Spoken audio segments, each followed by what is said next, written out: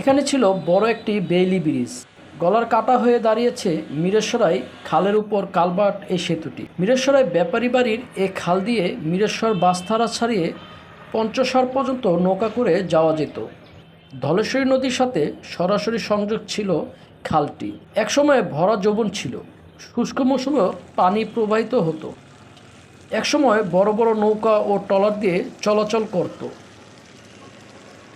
দূর দূরান্ত থেকে ব্যবসায়ী কাজে এখানে নিয়ে আসা হতো বিভিন্ন ধরনের মাল পণ্য। নৌকা দিয়ে চলত ব্যবসা বাণিজ্য।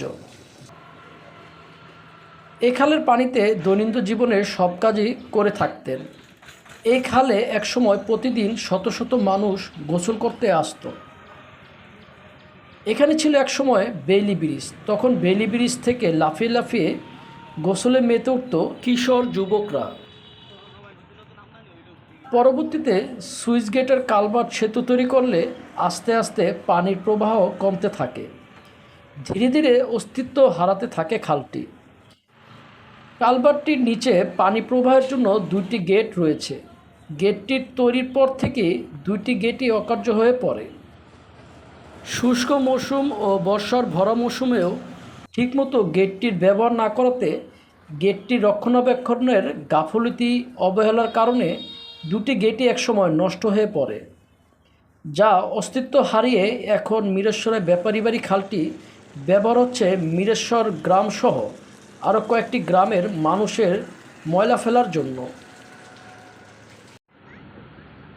বছর কয়েক আগে খাল খনন করলে কিছুটা আশার আলো দেখা গেল। শুধুমাত্র কালভার্ট সেতুর এই সুইচ গেটটির কারণে আজও আলোর মুখ দেখেনি স্থানীয় বাসিন্দারা, বরং ময়লা ফেলতে ফেলতে আবারও ভরাট হয়ে গেছে খালটি। পানি উন্নয়ন বোর্ড বা সেতু বিভাগের সরকারি কর্মকর্তারা কোনো দিন পরিদর্শন বা খোঁজখবর নিয়েছে বলেও মনে পড়ে না।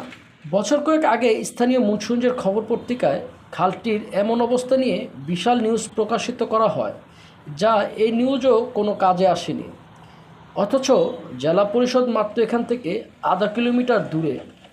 এতদিনও কারো চোখেই পড়ল না। শুধু মিরেশ্বরে এই খালটি নয়, পাশের গ্রাম নয়গাঁও খালটি অস্তিত্ব হারিয়ে ধ্বংস হয়ে গেছে।